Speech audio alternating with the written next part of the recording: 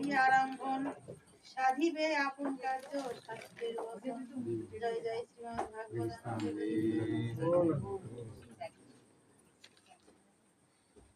এখান থেকে হবে না আরো? না না, একটা পাঠ করতে দিয়ে মন স্থির তাহাতে বসিলে কষ্ট কবু না হইবে।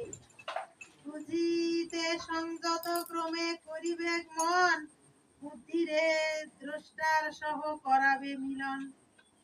বিশুদ্ধ আত্মার মাঝে মিলাবে দ্রষ্টারে, আত্মারে করিবে নীল ব্রহ্মের মাজারে। জয় জয় শ্রীমদ্